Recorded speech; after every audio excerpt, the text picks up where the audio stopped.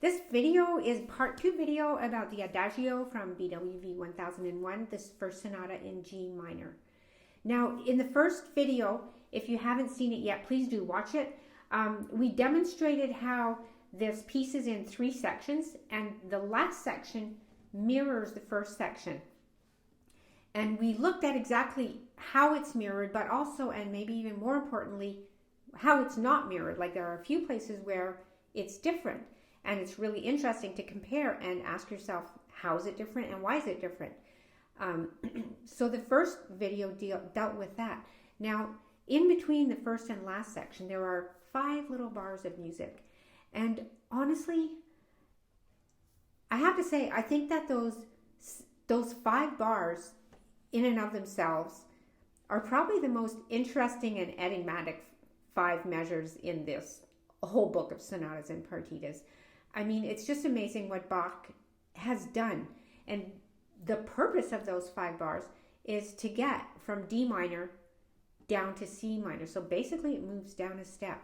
I read a book by Jaap Schroeder, and he wrote that Bach meanders over to C minor in those 5 bars. And as soon as he said that, I was like, oh no, Bach never meanders. I'll have to see exactly what he does.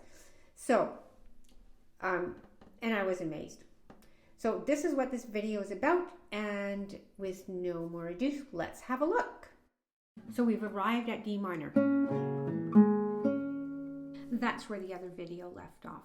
So now, as soon as Bach arrives somewhere, what he always does, unless it's the end of the piece, is he leaves. So now we've arrived here, and the first thing that we get after the D is a C natural. So as soon as we hear that C natural, we're leaving D minor. We've lost our leading tone. And as usually happens, we'll leave with a circle of fifths. So we'll go D to G to C. And once we hit the C, things will change. The C will be emphasized because that C is our ultimate goal. Now here we have the 7/7 of G minor. And G minor. And 5 of G again. But now we have a G response, but it's a G7, so that's 5/7 of C minor. And now, what's happening here? We do have a C in the bass. We've got this lovely crunching dissonance with an appoggiatura, because that D is repeated from the previous chord, and it's going to want to resolve to E flat. And in the melody, a lower and upper neighbor, and there's our E flat. So in this roundabout way, Bach is giving us that C minor chord that G7 was asking for. And just to say, like, we are heading towards C minor, and the first time we hear C minor, it definitely grabs our attention. And then, well, what do we have here? We have a B flat 7 chord with a 7th in the bass. Now, normally a 7th has to be prepared, but here it just sounds like it's coming out of nowhere. But that little crunch that got our attention, that was the beginning of, there's this tenor line here. Instead of continuing up there, it does an octave transposition. So, and there's our B flat 7 chord. Now B flat 7 wants to resolve to E flat,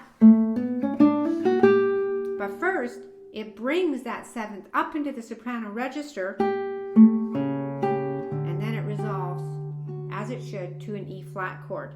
And then right away, E flat 7 is 5/7 of A flat to A flat, and F minor, now B flat, which is 5 of E flat, and we do get the E flat in the soprano, but the chord that supports it is.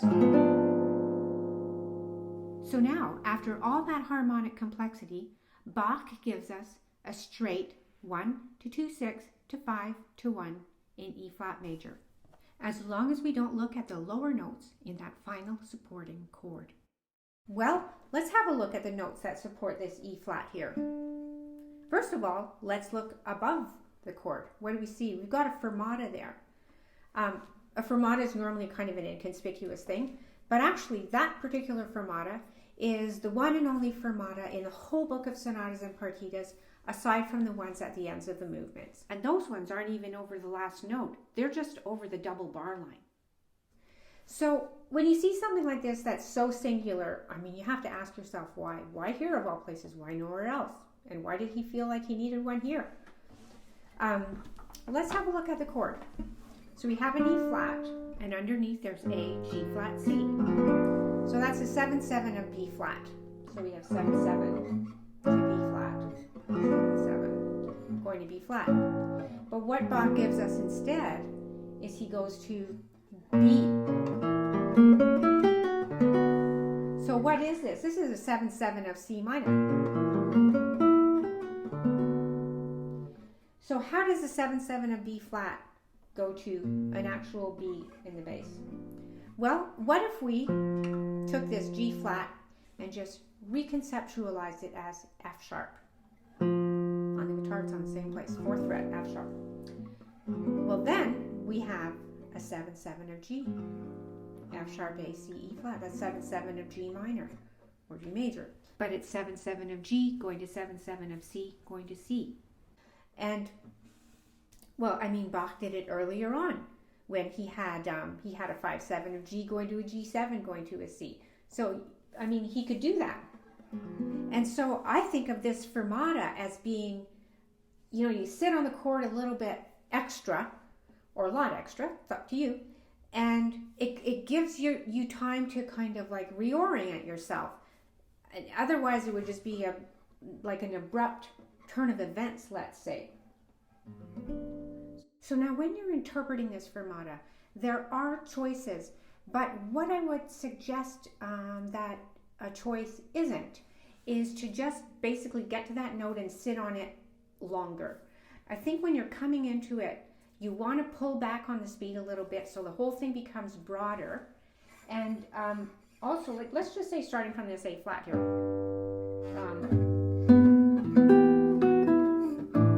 Now here, play it a few times like this.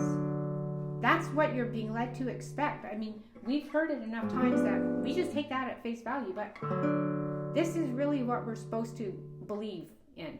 And this kind of has come as a shock. And so I would slow down here, and then here you can hold the beat, the E flat a little bit over the beat and do a high trill. And then here, you know, there's the fact that the melody note is what's expected. There's the fact that the bass note is a dry tone away from what's expected. So just go ahead and let that sink in when you're playing it.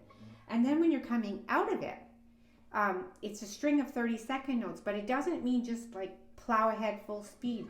You can really sort of like ease your way into it. And then even if you want, you can even exceed it and then pull back on that C minor chord once you get to it. So there are definitely choices, but I would experiment with, like, this is a place where you can really make the rhythm elastic, you can be dramatic, or really, I think that it'll just come naturally if you really are knowing what you're leading what you're leading the listener to expect, and kind of what you're leading yourself to expect, and really feel that surprise, and then really feel your way like coming out of it and it making sense. And then when it lands on the C minor chord, it all makes sense. It's all explained once it's there. And then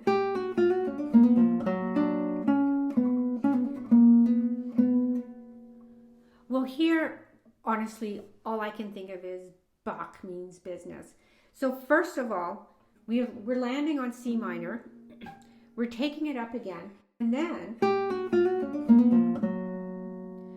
he's basically sliding in to every note of a C minor chord.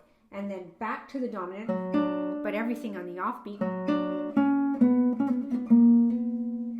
And then we land on a C all by itself, completely placid. And this is the C minor that's going to get ready to take us back to G minor. And then as soon as we land there, as Bach always does, is he leaves it.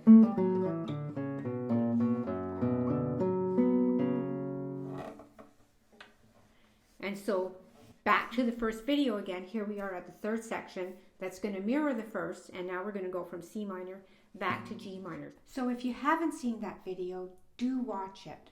Now, coming back to Jap Schroeder's comment about the music meanders over from D minor to C minor, I think maybe if we just hang on to this formula that's really very common, that Bach will take us somewhere, and as soon as we get there, unless it's the end of the piece, we leave, and here we arrived in D minor, we lost our leading tone. The other thing is the way that we leave, almost always, if not always, is by a circle of fifths. So here we had D minor, and then we went D to G to C.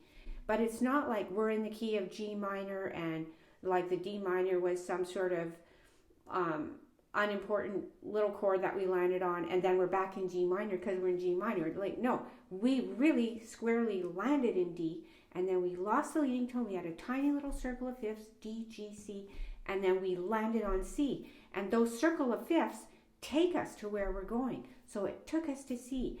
And then we got to C, like on that crunch.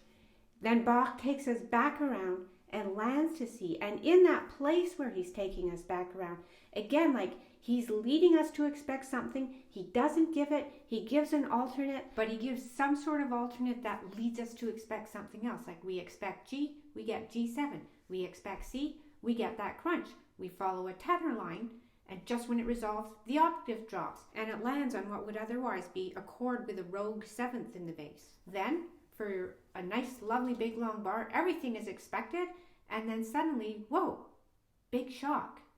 But we're here, and when we're here, it's like, oh, that's where we've always been. Like, for example, when we get to the C minor chord, and then he has that thing where he's just like slurring into all the chord tones, and then the dominant with everything on the offbeat, like that's a powerful move, and it's like kind of jazzy. Like there's nowhere else in the sonatas and partitas that Bach suddenly like heads off on the offbeats, you know. And so it's like there's nothing meandery about it. So anyway, I hope you found this video helpful. If you'd like to hear more, you can subscribe to the channel, turn on the notifications.